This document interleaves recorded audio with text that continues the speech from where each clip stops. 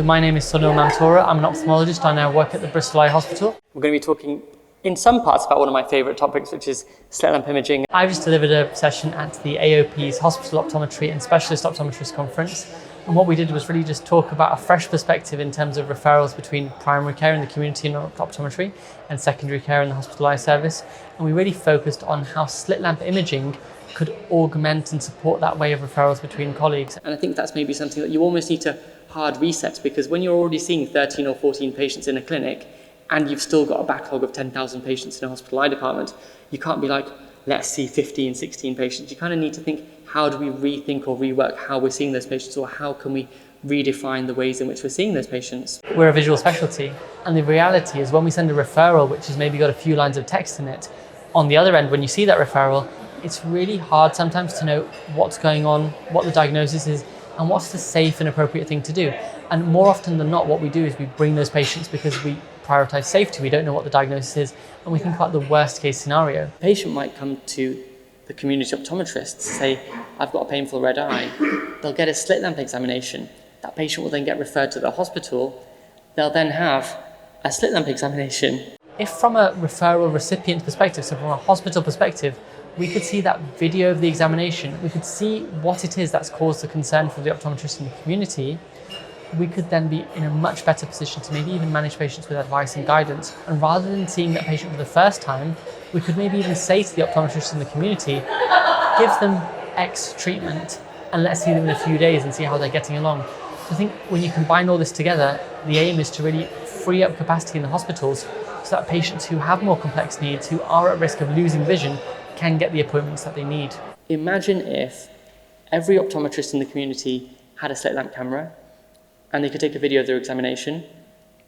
And in a case like this, if a video of that slit lamp examination was attached to the referral, the person on the other end who was receiving that referral, be it a hospital optometrist, a consultant ophthalmologist, whoever it is, can look at that referral, watch that video and say, okay, actually I think it's marginal keratitis and that's fine. And then even taking it one step further, when you've got more independent prescribers in the community, you can say, let's give this patient some steroids, let's give them some antibiotics, and rather than bringing them to the emergency eye clinic today or tomorrow, or even bringing them urgently at all, let's get that treatment initiated straight away, and we can see them for their follow-up appointment rather than for their initial appointment. And I don't feel like that's too unrealistic. I think it's clear that ophthalmology is the busiest outpatient specialty. We have huge numbers of patients who are at risk of losing vision unless we see them in the appropriate timescales and in the right place. So by working together with community optometry and the hospital eye service, we need to really invest in technology as well as infrastructure and the funding to support optometrists to deliver the care that they can deliver. We're unique in the sense that we have extremely skilled optometrists working in the communities, but what we need to do is have access to funding to unlock their expertise to be able to deliver that care. So we really need that, and the sooner the better. So the idea of doing something different just seems really overwhelming, and that's part of why we need to almost like rethink the way we do things as well.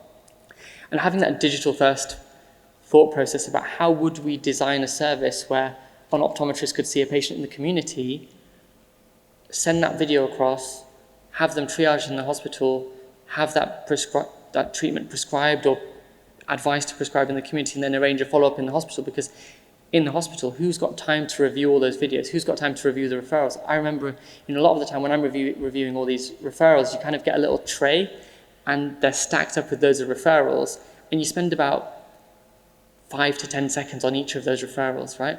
And then you write in a really kind of scrawly way with your pen that the person who's triaging can barely read it, saying today or tomorrow or 2 weeks or 4 weeks. So to find time for all those people, it requires kind of good cooperation with commissioners, with managers, with the hospital, with the departments, with your consultants to say, well, let's actually give time for clinicians to say, you've got a session on Tuesday morning where you're going to go through all these referrals and you can review all of these videos, all of these things, and let's hope that all that time spent will add up in the longer term so that you can actually reduce the time taken for people to come. My dream, my ambition, would be that every optometrist in the community could have access to a high quality slit lamp video camera, so that for every patient that they're going to refer to the hospital, they could send alongside that conventional paper written referral a video of their examination, because then we know what they're concerned about and hopefully we can help to better triage those patients to the right person at the right time. It's really good timing that literally about a week ago we had our kind of NHS long-term plan and NHS restructuring statement from Lord Darcy, who said, look, the biggest problems that we have are that we're not spending enough resource in the community. And that's probably right, because when you look at all the patients we see in the hospital, I'm sure that lots of you could agree that all the patients that we see in the hospital, a significant proportion of them could be seen in the community instead of the hospital, right? And especially when we're upskilling, we're training, people in the community are taking on more qualifications, it's all about freeing up time, capacity, resources and expertise in the hospital so that patients who need it can get access to the hospital. And those patients who kind of are at risk of severe sight loss and permanent sight loss, they're actually waiting at home, waiting for their appointments. But instead, we've got patients maybe with lesser complex needs who are getting seen in the hospital instead. So it's a really difficult balance for all of these things. I think there's a whole paradigm shift in the way that we consume content. Let's think about cataract surgery. I watch a YouTube channel called Cataract Coach, and I watch some of those videos every single day, and I learn so much from watching those videos. That's why I started Slit Lamp Studios with a few of my colleagues, because if you have videos of slit lamp examination, you can transfer all of that education, expertise and skill. And things like that you can really learn so quickly if you could just see a video of it.